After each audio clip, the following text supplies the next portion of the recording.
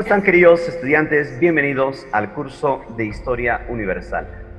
Soy el profesor Alexander Ugalde Barrientos y hoy vamos a desarrollar el tema de la ilustración. Para entender la ilustración, primeramente debes entender su concepto, si no, no entiendes nada. Lo fundamental es entender que este movimiento es un movimiento ideológico. Ya es un movimiento ideológico cultural. Dos aspectos fundamentales. ¿Y en qué se basa? Se basa en la razón. Se basa en la ciencia. ¿Estamos de acuerdo? Movimiento ideológico cultural basado en la ciencia y la razón. No confundamos con el humanismo. El humanismo se basa en la filosofía grecolatina. El Renacimiento se basa en el arte grecolatino. ¿Estamos de acuerdo? Renacimiento, arte, humanismo, filosofía. Y los dos son antropocentristas. Acá, en la ilustración, vamos a ver basado en la razón y en la ciencia. Ya que afirma que la razón humana podía combatir la ignorancia, por eso, y tiene mucha razón. Bien, se desarrolló en el siglo XVIII.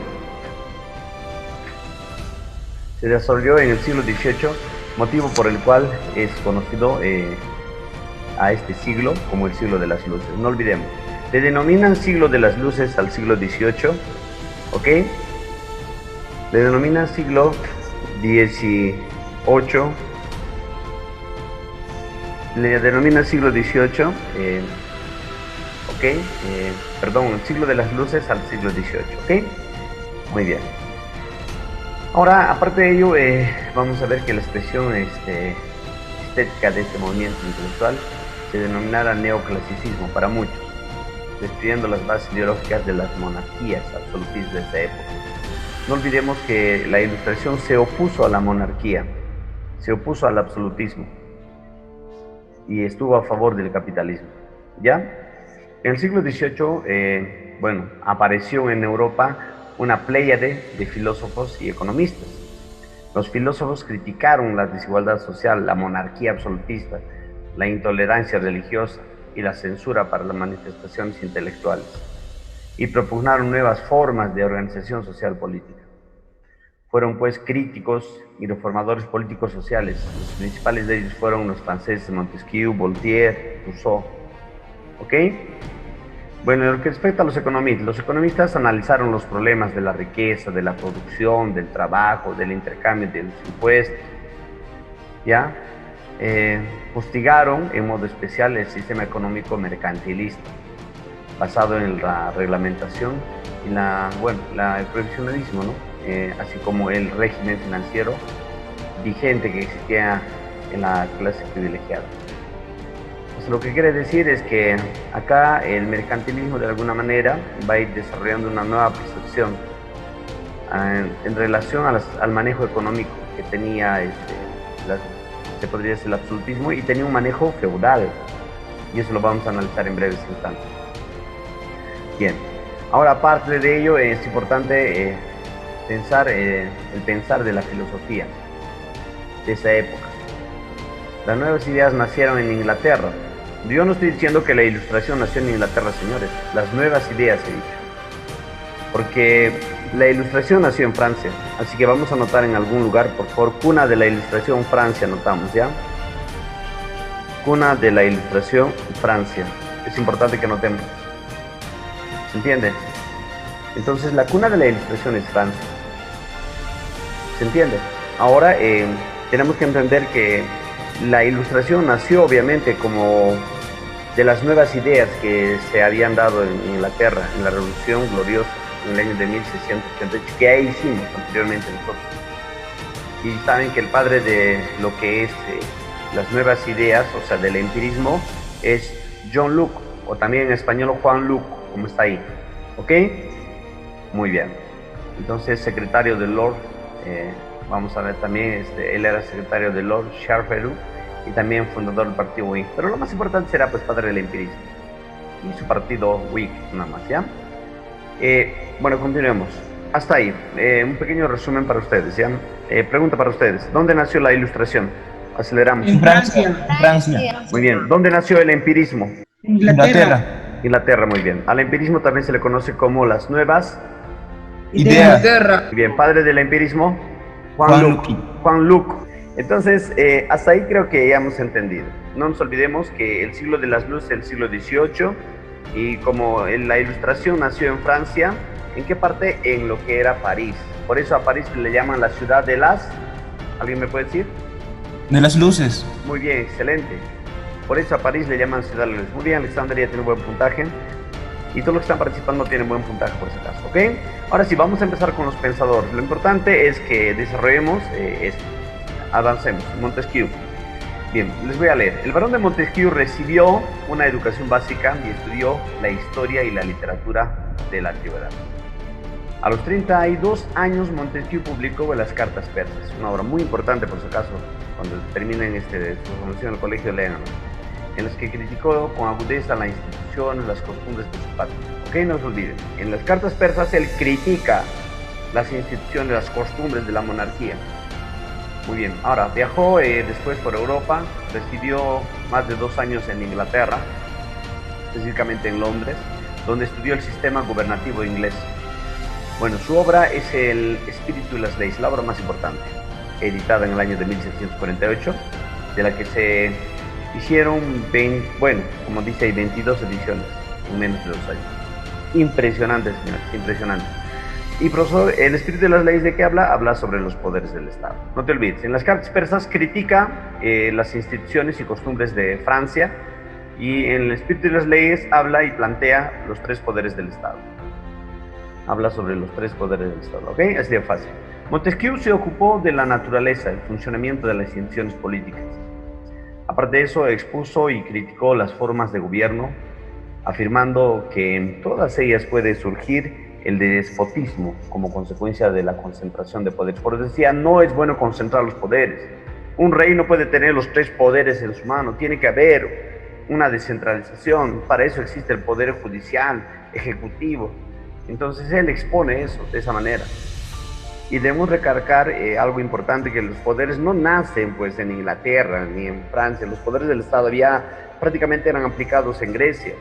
Por ejemplo, al poder ejecutivo en Atenas se le daba el nombre pues de lo que era arcontado.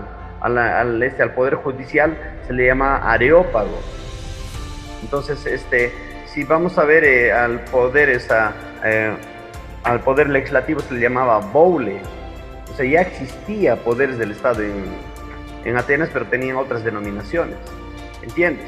O sea, esa es la razón. Por eso decía, no es bueno concentrar, y al igual que los griegos, no concentraban, no centralizaban el poder. Bien, para evitar y garantizar la libertad política que debían separarse, ¿no? Como les he explicado, las funciones esenciales del gobierno: legislar, ejecutar, juzgar. Entonces él plantea en lo que era el espíritu de las leyes en su obra, los 3 poderes del Estado. Bien, aparte de eso también, no nos olvidemos, ¿ya? Entonces, Montesquieu es muy importante. Uno, en su primera obra, las Cartas Persas, y también el Espíritu de las Leyes. Pero el Espíritu de las Leyes es la más importante.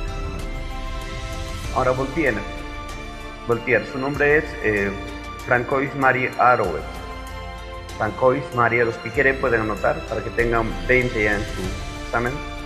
El nombre de Montesquieu, por si acaso les dicto también, Charles Louis de Secondat, es el nombre de Montesquieu. Charles Louis de Secondat. Y el nombre de Voltaire, Francois-Marie Arouet. Bien, Voltaire, por si acaso, significa revoltoso, para los que no saben. Es su chapa nomás, Voltaire, revoltoso. Fue el crítico más implacable del antiguo régimen y el más grande demoledor de la estructura tradicional de Europa. En su juventud fue encerrado 2 veces en la prisión del Estado, llamada la Bastilla. Ustedes saben, en Francia ha sido la Bastilla, de alguna manera, una prisión para todos los opositores de la monarquía. Estuvo en Inglaterra, donde trabó relación política ya, y con escritores, y observó la organización institucional de su país.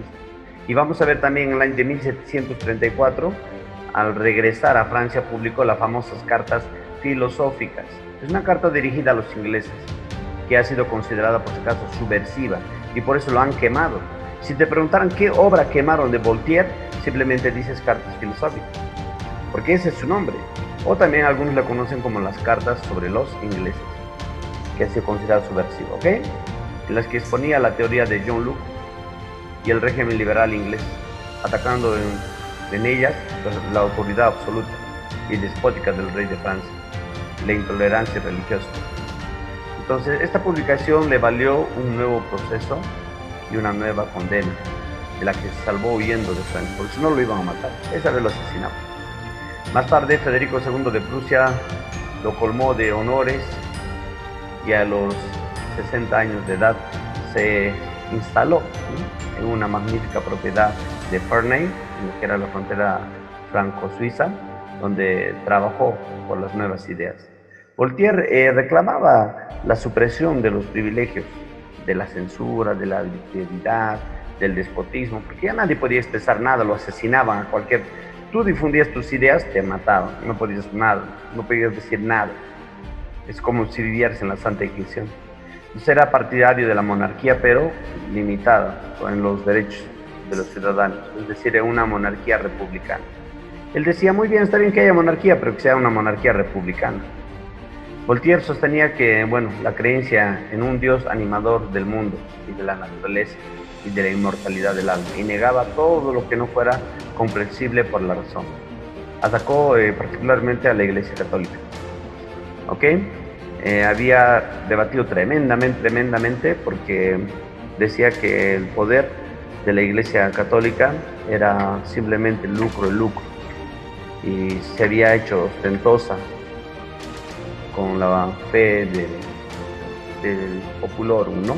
De la gente, y eso no está bien. Y de alguna manera simplemente yo estoy expresando las ideas de Voltaire, nada que ver con mi opinión personal, ¿ok? Hasta ahí sencillito. No nos olvidemos. También podemos anotar una de sus obras, el Diccionario Filosófico. Anoten, me gustaría ver. Dos obras importantes, uno las cartas filosóficas y el otro el Diccionario Filosófico. La carta filosófica, ya saben, subversiva, no te olvides de Voltaire. Y hay algo importante también de Voltaire, considerado patriarca de la Ilustración. También anota eso, patriarca de la Ilustración. A Voltaire le llaman patriarca de la Ilustración. Y Voltaire significa revoltoso, ¿ya? Ahora vamos con Rousseau. Jean-Jacques Rousseau. Jean-Jacques. En español, Juan Jacobo Rousseau. Rousseau se pronuncia. Puedes anotarlo si quieres. Jean-Jacques. O también anóteme Juan Jacobo Rousseau, de nacionalidad suiza. Procedía de una familia de artesanos de Ginebra. En su infancia y en su adolescencia luchó con la miseria y no pudo introducirse metódicamente. Amaba la naturaleza, era de temperamento sensible, de carácter vanidoso y rebelde, contrario a toda la autoridad. ¿Ya? Sus obras fueron el alegato más eficaz en favor de las nuevas ideas. Alcanzó la fama a la edad de 37 años, cuando la Academia de Dijon, como se dice en Francia, permitió su discurso sobre la corrupción resultante del progreso de las artes y de las ciencias. Queda muy poco tiempo, señores, qué pena. Bueno, en el que sostuvo que era necesario volver a lo que él llamaba el estado de naturaleza, pues en él el hombre era feliz y bueno. Sus principales obras fueron la novela, una novela llamada La Nueva Eloísa, también el tratado de pedagogía El Emilio. Es una obra muy bonita que habla sobre la educación universal, y su famoso ensayo político El Contrato Social, que defiende al trabajador, al obrero. Entonces no nos olvidemos, tres obras importantes. La Nueva Eloísa es una novela política por su caso. También El Emilio es un tratado que habla sobre la educación. ¿Ya? Emilio, educación, La Nueva Eloísa, novela, El Contrato Social, defensa del obrero. Así es. Rousseau sostenía que en el estado de la naturaleza los hombres disfrutaban ya de iguales derechos y vivían en plena libertad. Los hombres pasaron del estado de naturaleza al de la sociedad por medio de un acuerdo llamado contrato social. Tal fue el origen de la sociedad y del gobierno. En consecuencia, todos los hombres deben ser iguales, aun cuando delegan en algunos la función de gobernar, la fuente de la soberanía del pueblo. Escuchen bien, y tiene Rousseau, vamos a anotar ahí tres teorías importantes. La teoría del Estado, anote si quiere, la teoría del Estado. A él le pertenece la famosa teoría del Estado. Otra, la teoría del buen salvaje. Anote las dos teorías. Teoría del Estado y teoría del buen salvaje. Eso quiero ver en el resumen.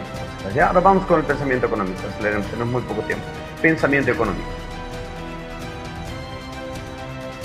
El afán reformador hizo surgir las dos principales escuelas de, economistas, de la fisiocracia y de los liberales.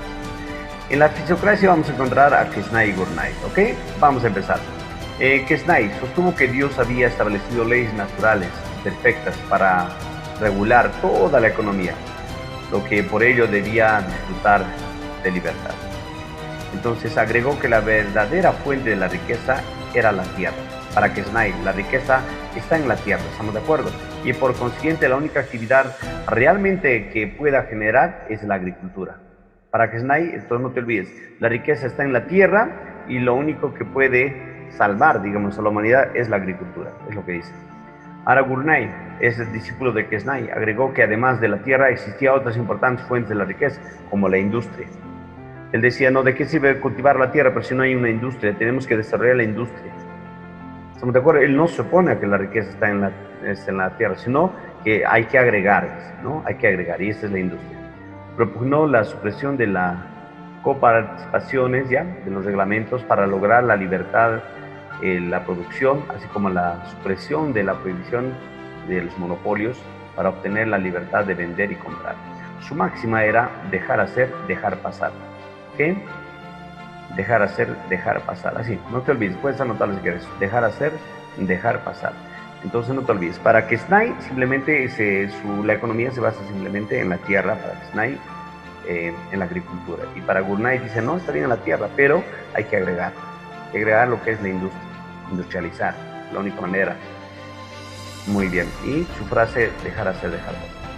Ahora, en lo que respecta al liberalismo, encontraremos a Adam Smith. Adam Smith es padre de la economía moderna. Anote acá, liberalismo, Adam Smith, padre de la economía moderna. Su obra, La riqueza de las naciones. Su obra, La riqueza de las naciones. Esta doctrina coincidía con la fisiocracia al reclamar la libertad, ¿ya?, de las actividades económicas, pero no se apartaba de ella.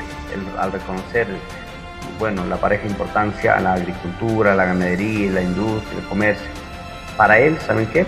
Más que todo ello, para Adam Smith, la riqueza está en el trabajo. La riqueza de las naciones nace del trabajo, decía.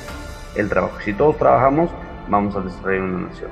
Pero si no hay un trabajo, si vemos, por ejemplo, en la nobleza, que algunos no trabajan, solamente invierten, no, todos tenemos que trabajar. Eso es lo que él decía. Para él, la riqueza de las naciones dependía del trabajo. ¿Ok? Eso es lo que es en realidad el liberalismo. Es la escuela que ha triunfado hasta hoy en respecto al capitalismo. Ahora vayamos y hablemos sobre el enciclopedismo. El enciclopedismo son ideas filosóficas, ¿ok?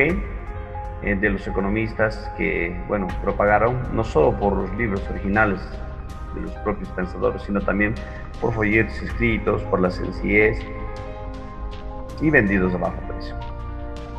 Muy bonito, por si acaso, algo más importante a ver del enciclopedismo sería de que todos ellos se caracterizaban por su libre examen de los dogmas. Se realizaron con auxilio predominante de la razón. Se consideró que la razón iluminaba, por eso ya les he dicho, la ilustración se basa en la razón. Se basaba en lo que decía la razón ilumina, ¿ok? Ilustraba. Y por eso se denomina ilustración. Ahora la enciclopedia es el principal instrumento de difusión de las nuevas ideas. Todo esto así. Les digo, es un copio de toda la ciencia. Cuando yo te pregunte en el examen me digas, la enciclopedia es simplemente una copia de toda la ciencia. La enciclopedia era una presentación ordenada y sistemática de los conocimientos humanos por orden alfabético en 28 volúmenes. Fue redactada por un grupo de filósofos y economistas, dirigida por los escritores franceses Diderot y D'Alembert. Diderot dirigió la obra y escribió numerosos artículos en lo que atacó al catolicismo de toda la forma. Pero no se olviden, mira, lo más importante que debes anotar ahora sería la enciclopedia es el máximo aporte de la ilustración, así anótale. Enciclopedia, máximo aporte de la ilustración. Ahora, directores, ahí anotan. Diderot y D'Alembert, eso es lo que quiero que me anoten por resumen. Enciclopedia, máximo aporte de la ilustración, ahí anotan, 22 volúmenes, directores Diderot y D'Alembert. ¿Y quién invirtió en toda esta obra? Porque es mucho dinero. Era la zarina Catalina II de Rusia. La que invierte en la enciclopedia es Catalina II.